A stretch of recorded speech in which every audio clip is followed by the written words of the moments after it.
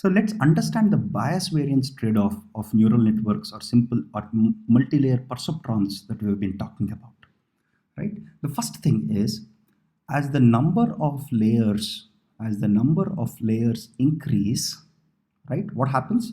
You have more weights, or you have more parameters, because weights are what we learn. Weights are the parameters that we eventually learn for the model, right?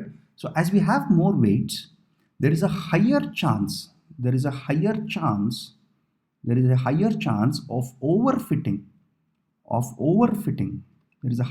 of overfitting your model, which means as the number of layers increase, we could have a problem of high variance. So in a nutshell, as the number of layers increase, you will end up into a case of high variance. Second, if the number of layers are too few, let's take the limiting case. If you just have one layer, a one-layer neural network, a simple one-layer neural network is nothing but, let's say, a one-layer neural network with sigmoid activation. That's nothing but logistic regression, right? And logistic regression literally is nothing but a plane that is trying to separate positive points from negative points, right? So if you have very few layers, you can run into the problem, which means you have very few weights.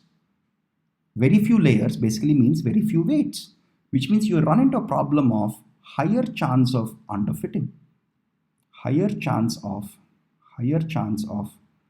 underfit. And underfit basically means high bias, right? Underfit basically means high bias. So the bias variance trade-off with respect to neural networks is or multi-layer perceptrons for that matter, because neural networks, there are lots of types of neural networks. So let's just focus on MLPs or multi-layer perceptrons. As the number of layers increase, right, you have a problem of overfitting because you have more weights that you can fine-tune exactly for your training data. If you have more weights, right? If you have, let's say you have 1,000 data points.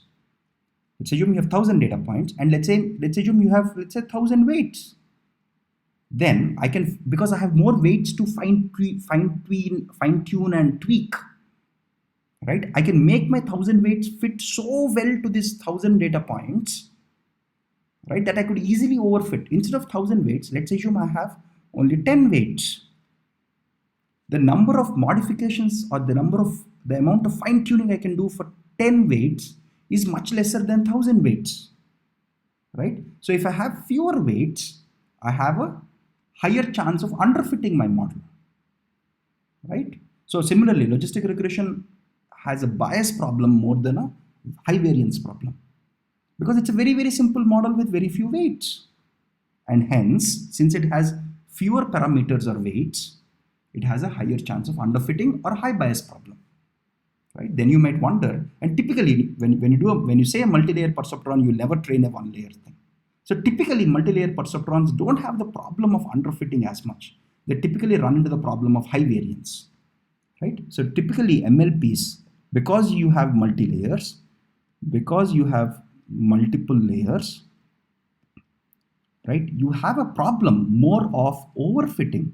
There is a higher chance of overfitting or high variance that you'll typically run into, right? Then you might say, what is the solution for this? Remember the solution that we all saw. What is the solution? Because remember, multi-layer perceptron can be thought of as an optimization problem, right? We derived all of the backpropagation, everything using this optimization framework.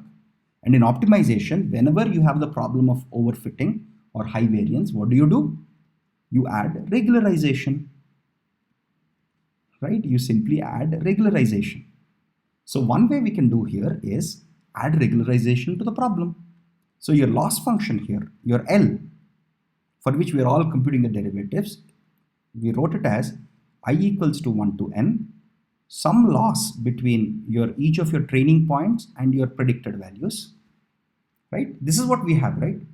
This is the final loss that we have, right? This L, the L that we've been talking about, the L which takes yi hat and yi, right? In addition to having the loss, we will also have a regularization, like an L2 regularization. How does an L2 regularization look like? It says take each of the wij ijk. So let me erase this so that it becomes easy. Okay. So summation over all the possible values of ijk, wkij squared. Right? I square and sum up all of them and I take the square root. Right? Or I can even skip the square root for L2 regularizer. So this is literally my L2 regularizer, right? I sum up all of them and I put the square value across all of them. So I can have an L2 regularization or I can have an L1 regularization on the weights. Remember, we studied both L1 and L2 regularization in lot of detail when we learned logistic regression and when we learned linear regression and optimization, right? The same concept of L2 regularization and L1 regularization, I can introduce it back to multi-layer perceptron because we are solving an optimization problem here, right? So in a nutshell, if I make my loss as summation over all the losses across each of the data points, right, plus L2 regularization on weights. If I put a L2 regularizer on weights, what do I get? It ensures that, of course, I need to put some weight also here. I need to put a weight around my L2 regularization. And the higher the weight here, the larger my lambda, right? I will have lesser overfit problem. Lesser overfit problem. Right? And this is my L2 regularization. Of course, I need to have a coefficient lambda here. Just like in a logistic regression or linear regression, nothing fancy here. You're just adding a regularization term. The fun thing here is if you have L1 regularization instead of L2 regularization, just like the way we discussed in logistic regression and linear regression, it also creates sparsity. What does sparsity here mean? Which means there will be some weights which will become zero. Some weights become zero. Right? Which means, what does a weight becoming zero mean from a neural network perspective? Okay, let me just open this up. What happens if this weight is zero? If this weight is zero, it means that this edge is disconnected. It is equivalent to saying that this edge doesn't exist, right? So in a way, if you use L1 regularization, you're creating sparsity, which means some of these edges are gone, which means your network, your MLP network has become sparse. Or in other words, it has fewer edges which are non-zero. L2 regularization behaves just like L2 regularization in the logistic regression or linear regression case, right? So the problem, the often seen problem in multi-layer perceptrons is high variance, and the fix for it is the standard L2 or L1 regularization. And it fits perfectly into your optimization framework, right? Because remember, what is a multi-layer perceptron? You can think of it as a multi-layered generalization of a logistic regression or linear regression. So all the mathematical machinery of L2 and L1 regularizers that we learned is perfectly valid here. That's the fun part of optimization. That's why I love optimization so much, because a concept that you learn somewhere can be transported and transplanted at a completely different place without losing the fun of it, right? So the simple solution is L2 and L1 regularizer. Also, there is a hyperparameter here. So one hyperparameter for you will be, if this is your loss, so you have summation of loss over all the points plus some lambda times, let's say, L2 regularization. This lambda is a hyperparameter. This lambda is a hyperparameter that you can tune. The larger this lambda, right? The larger this lambda, the lower is your problem, the lower will your variance be. Right, number one. Number two, this is one of your hyperparameters, lambda. The second hyperparameter you have is number of layers.